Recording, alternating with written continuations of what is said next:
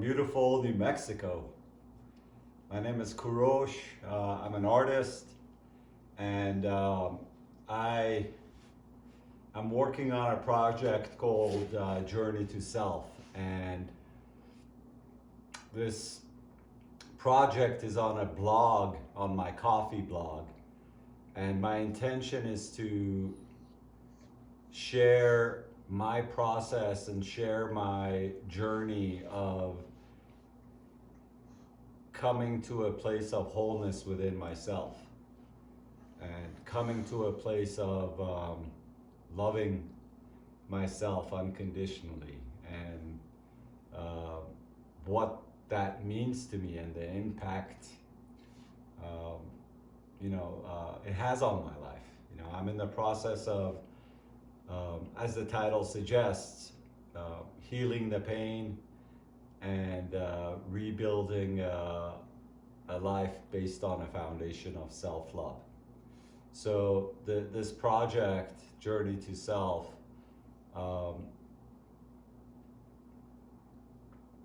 is something that I launched because I felt within my heart I was drawn to do it, as well as getting on YouTube because it's an integral part of my healing journey. I don't like being in front of a camera. I don't like being in spotlight. It's very uncomfortable for me. It makes me very self-conscious, but I've realized I need to challenge that part within myself, and I need to grow beyond the discomfort that presents in my mind, right? It's a integral part of me healing beyond the pain and moving forward aligned with love, with giving myself permission to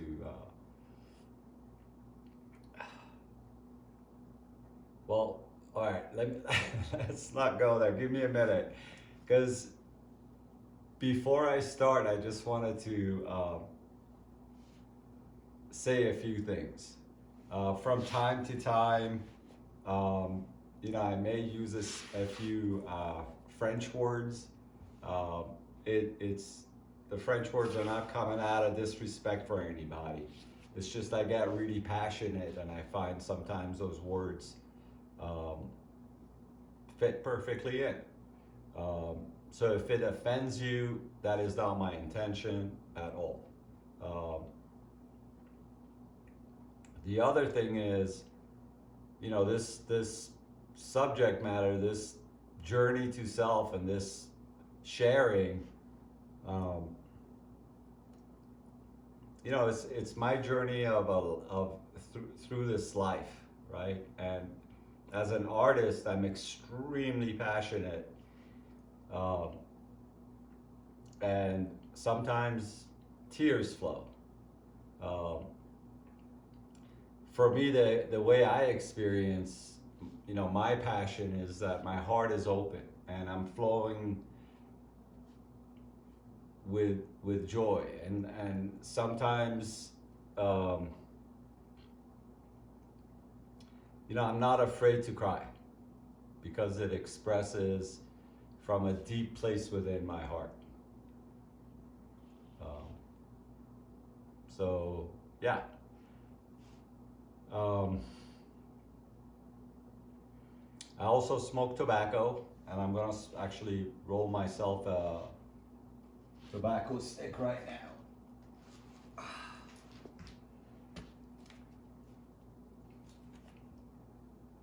Got half a cup of coffee. So yeah, as the title suggests, healing the pain. For me, my experience with my pain, my trauma in my life, it occurred in childhood. But the way I experienced it and the way yeah, the way I experienced the trauma was I internalized it. I didn't face it. Um, and so over a span of, uh, I'm going to be 60 in a few months.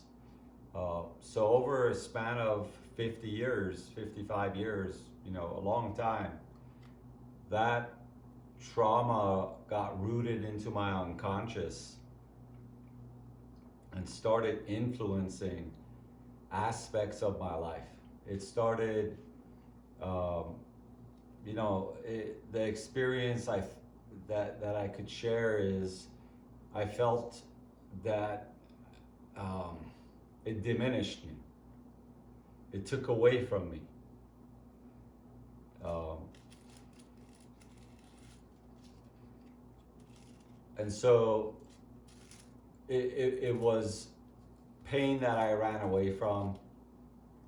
It influenced my life and, built cities in my unconscious. I've got a street called Shameville in my unconscious, say self-hate hotel. The point is, I internalized the trauma, and I diminished myself, and I started hating myself, and I started inner conflict started arising, right? And on the other side of the coin,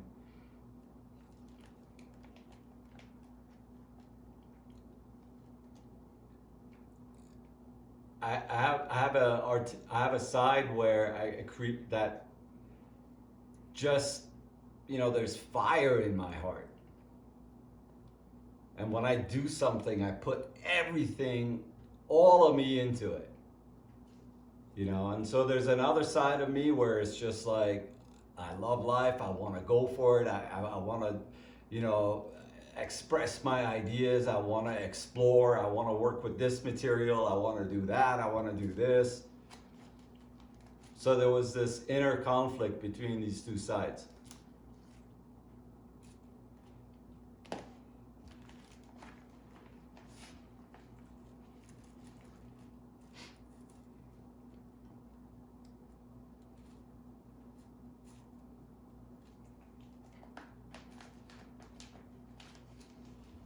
Excuse me. Thank you for your patience. I just want to go slow, not rushing into any words. I want it to feel authentic and true.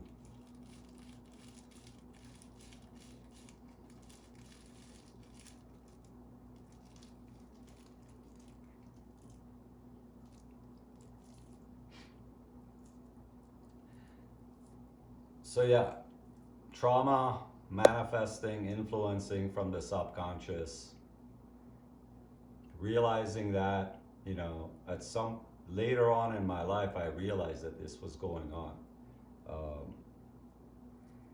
But,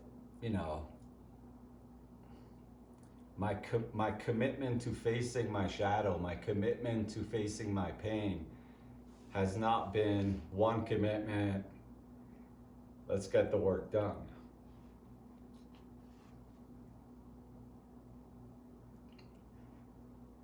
Um,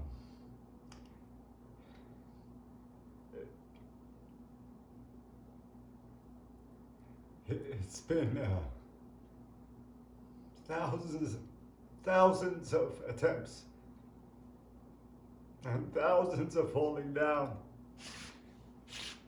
Sometimes I would fall and I would get up, and sometimes I would fall and I would get up in a week. But I persisted.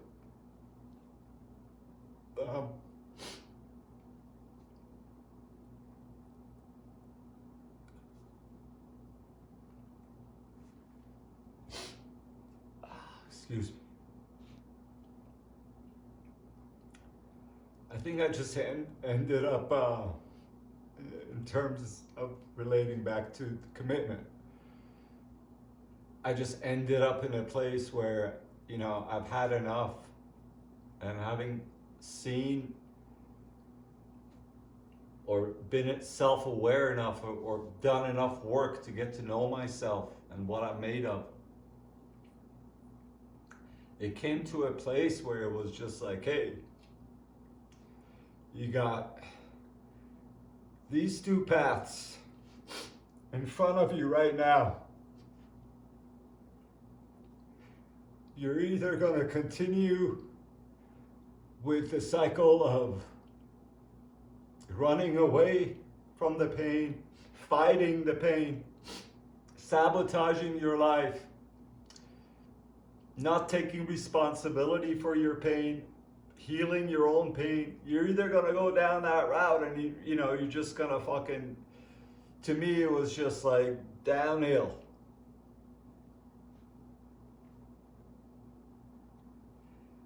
Or you take everything, all the pain, and you work with the pain with a commitment that you're not working with it from a place of fear. You're not working with it for one day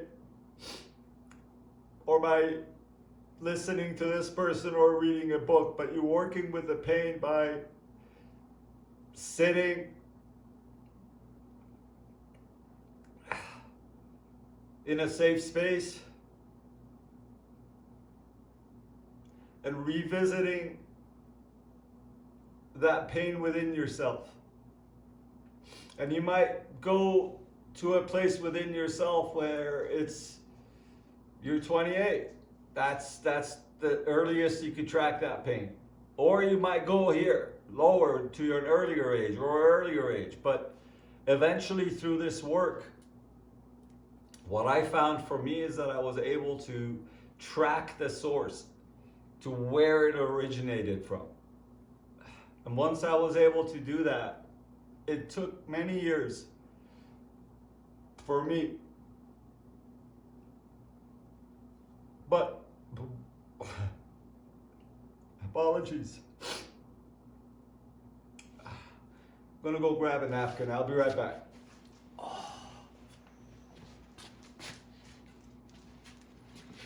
This is my dog friend Ido. This is my dog friend Luna.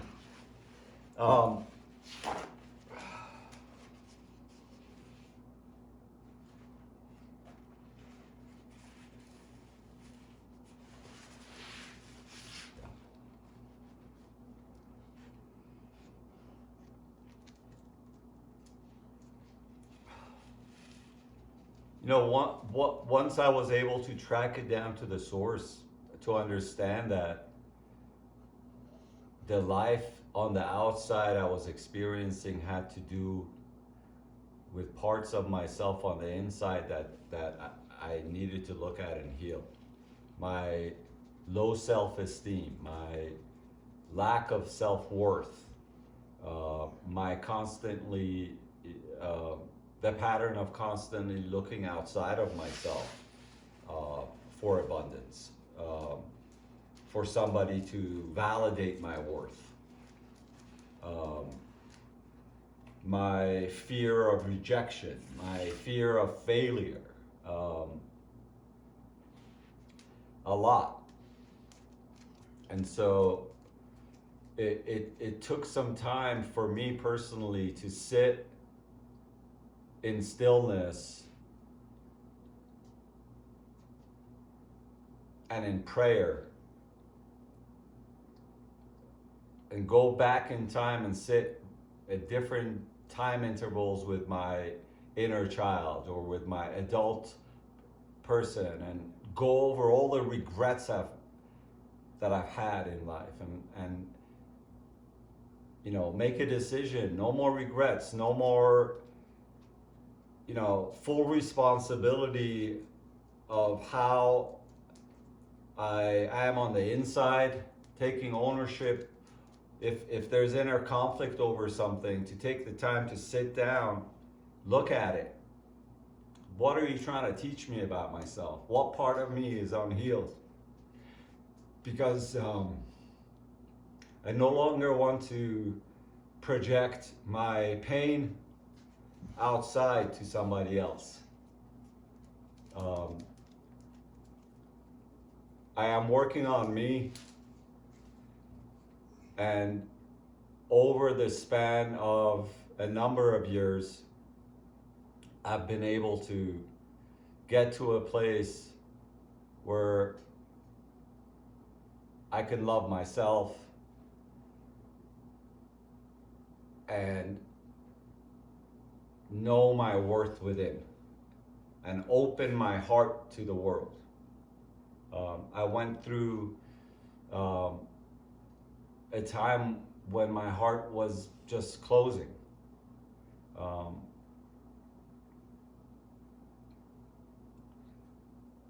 and I feel this time that we're in right now and the challenges that are coming up, in many ways, even though they're motherfucking crushing, you know, I pray that, like, over COVID, I lost a dear friend. And I think everyone experienced or has experienced or is experiencing some level of intensity in their lives. So I found for me, having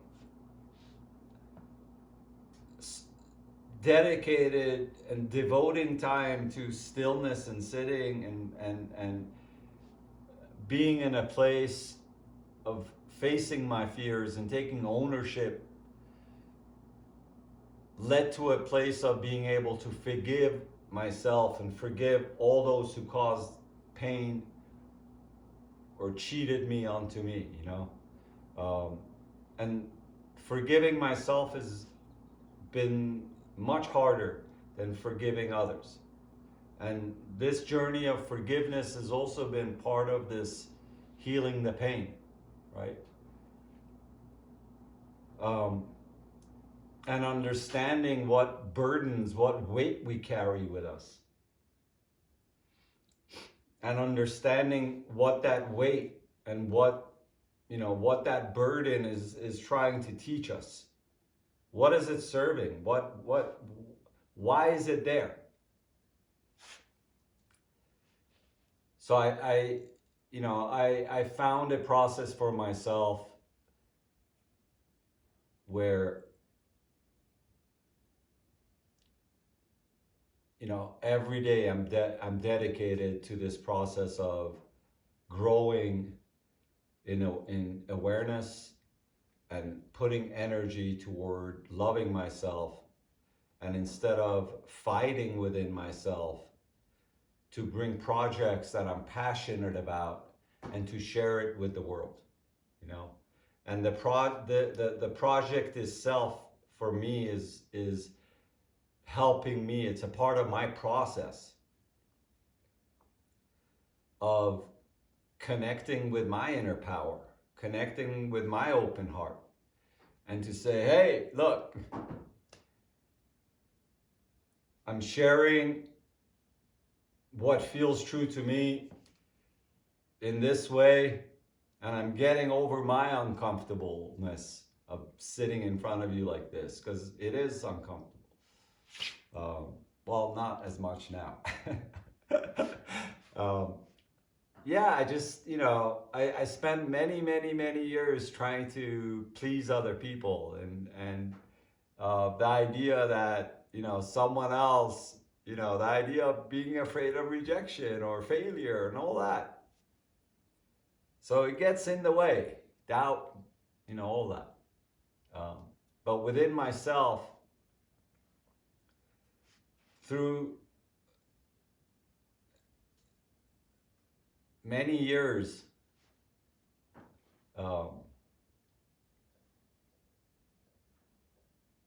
I found that within myself, I'm able to discern the energy of what's coming in, you know, whatever thought it is, and to pause and to choose, what do I want to give my energy to? Do I want to give my energy to this thought? You know, this thought is not my sovereign. I've spent years to know who I am. And coming to a place of loving myself is my success, is my abundance. It feels, I never thought that I would get to this place.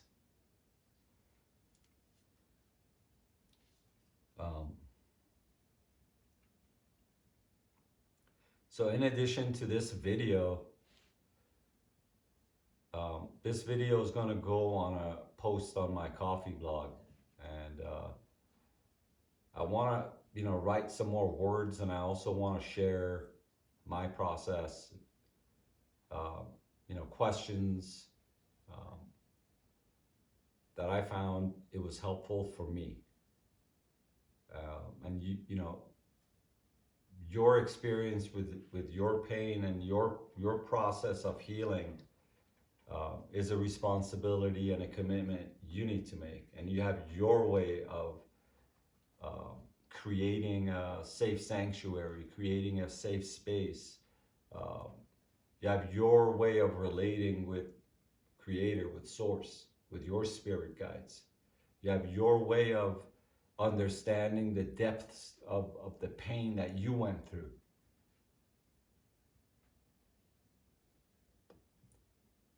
Only you can understand that, and you can revisit parts within yourself and start that dialogue. And if so, on this journey, some of you may be listening to this and you may be way further along, and you're like, yeah, dude, go.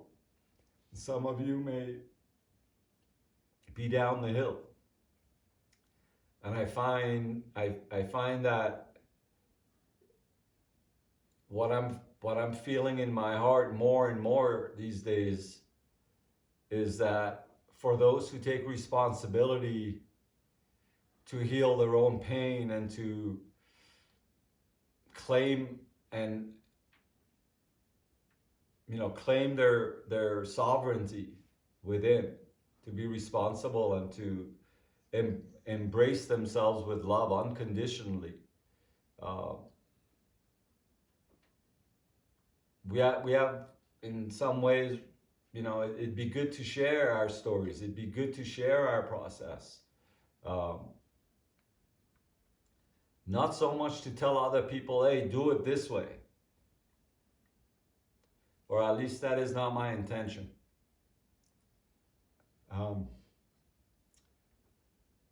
But more so, again, for me, it's about, this is an integral part of my work and process, as well as, it would make me really happy if someone saw this and got something out of it.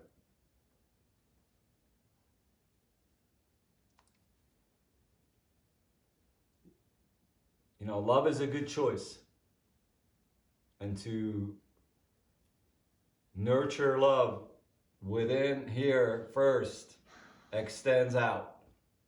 And that is something that, I learned from indigenous elders who I've come across on my journey. And part of my process, part of my understanding and approach to prayer came from indigenous elders. Going to different gatherings, talking with elders, getting their perspective, lit something within me, helped me remember who I am. But ultimately, I found that for me, prayer was not about reciting certain words, even though there are some prayers that I really resonate with. but on a daily basis, you know, sunrise, sunset. Um, I found for me, I had to, you know, my pain and my understanding of who I am led to a unique relationship with Creator in terms of the words that I choose to share, the guidance I choose to ask for, the gratitude.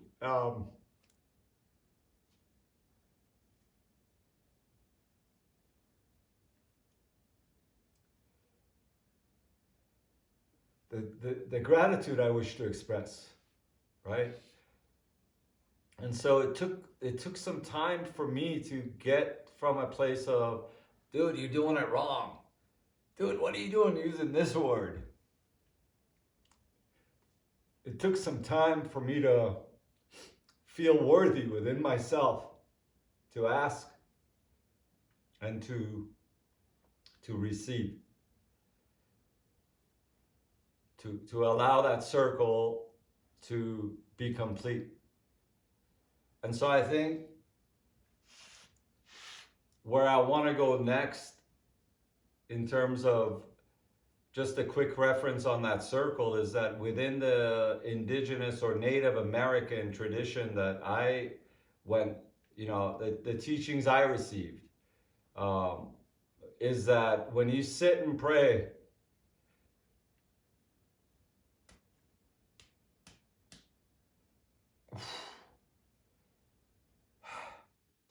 when you sit and pray, imagine a circle.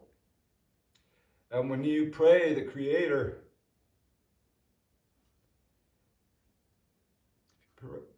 completes half that circle. It's, you know, gives you a half the circle. And then it's on you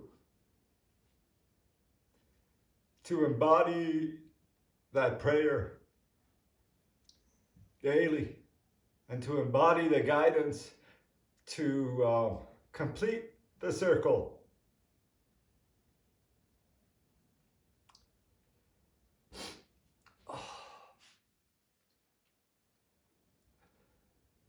Which goes back to self-responsibility and understanding the depths of who you are with love and no destination in mind, at least for me. So if you made it this far, if you watched this video and made it this far, thank you. Much love to you, and may your journey be clear, and